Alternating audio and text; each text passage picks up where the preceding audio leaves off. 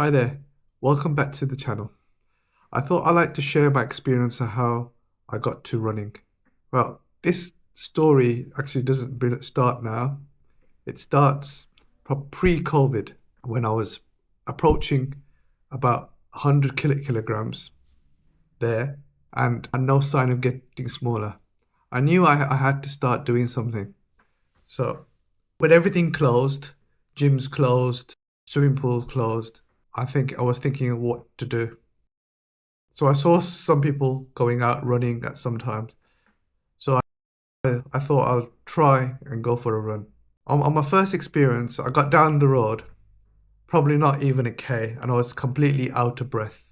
Completely, almost died, but I survived. I came back home, and the next day, I went a little bit further. And this kept going on until one day I reached around about 5K, right? And I got to 5K and I thought, yes, it wasn't with any exceptional time or anything. It was around about 45 minutes, right? And I thought, yes.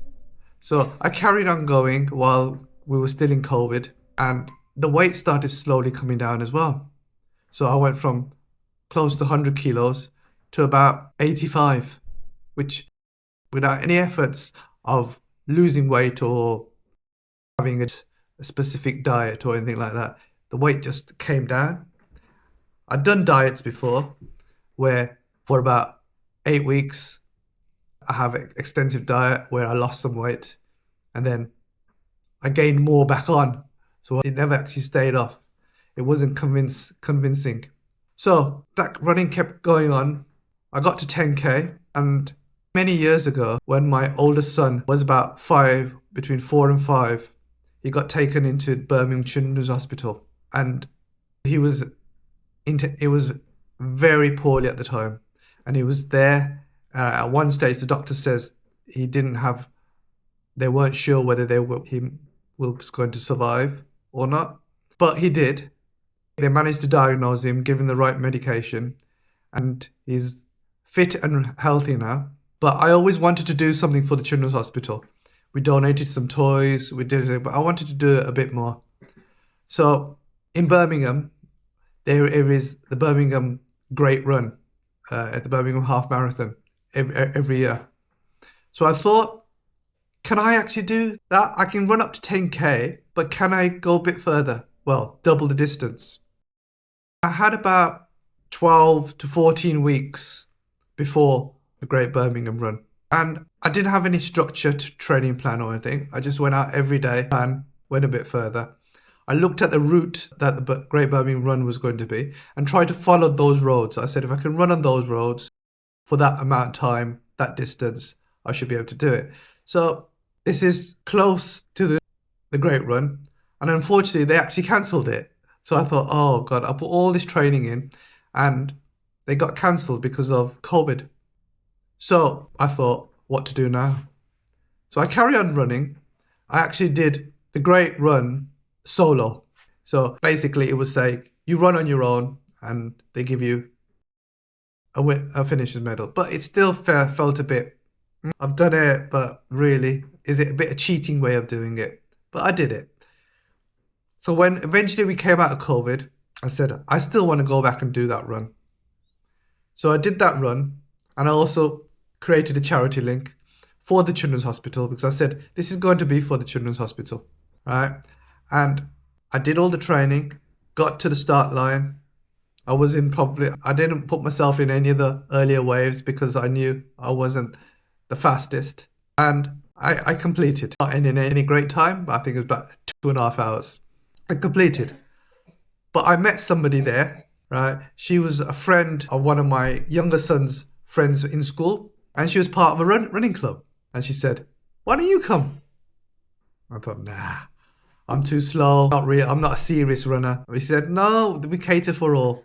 Some people run slowly, some people run fast.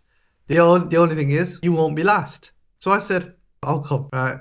And then I went on the first day, didn't know what to expect.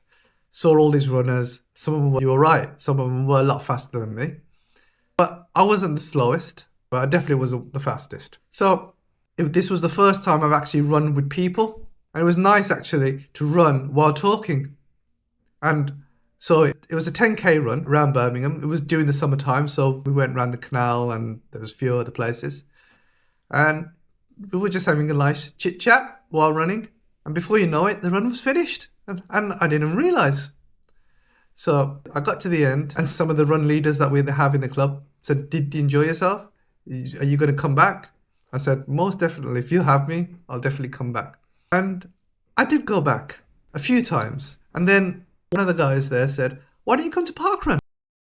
Again, I thought, parkrun's not for me. It's a very competitive. People write it's a race. Some people, it's not a race. It's a run. Some people do run it competitively, but some people just walk it at the back. Come and do it. I was very apprehensive when I said no. Eventually, I think they wore me down and I said, I'll come. And this was obviously 5K, so it's a lot less than a club run. So I went there, did it, thoroughly enjoyed it. I felt it was almost like a great run because there was quite a few people. It was quite one of the bigger park runs, right? And it felt like an event, even though it was just a run. So eventually, I did another half marathon, which was in Manchester. But this time I thought I'm going to go and push myself a little bit more, right? See what I can get. Again, I didn't have any proper structure to my training. I'd just been running with the club, having a few runs during the week on my own, and then a Sunday long run. So no actual proper structure. And I thought, yes, so I'm going to do this. And surprisingly, I came out with a 20-minute PB. So I beat my time from Birmingham by 20 minutes. So I thought, this is really good. I put myself down for a charity place for the Great North Run and went in. A lot of people said, oh, it's hilly, it's quite hard, that is. So as I said, everybody said it was quite hilly, quite hard. But I went in with no expectations, just to run. I was still continuing to raise money for the Children's Hospital and also running for another charity, the Heart Foundation. But I was going with no expectations. Probably might be going to be hard. But I came out, and again, a 5K, a 5-minute PB. So I was getting so close to this 2-hour mark. I was on 2 hours, 5 minutes something. So, but I thought, yes, the year is nearly finished. And next year, I'm going to go and try and break the 2-hour mark. But it never happened. I did half after half marathons. I think that year I must have done, I did February 1, March, April, May. I did the 10K in August. Again, I did the Great North Run. And also I did Stratford as well, half marathon.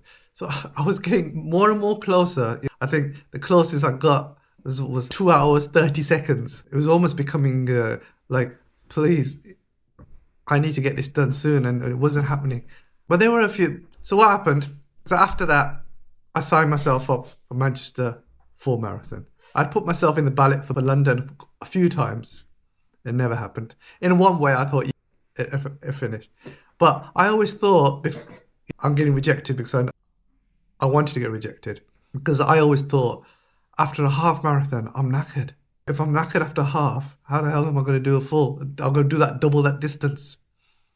But I know a few people in my club who I've still been running with have said, you will train for it. You'll understand and you'll get there. Trust me. If you can do it, you'll be able to do it. But anyway, I didn't. I kept it. So a few years went past and then I said, I'm not going to get any younger. I want to do a marathon. Right?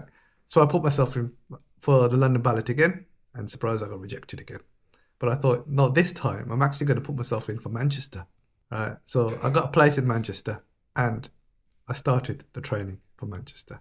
And if you want to continue my story, please join me in part 2 of this series. And I'll see you on the next one. And don't forget, if you are liking the content, don't forget to like and subscribe to the channel. Thank you.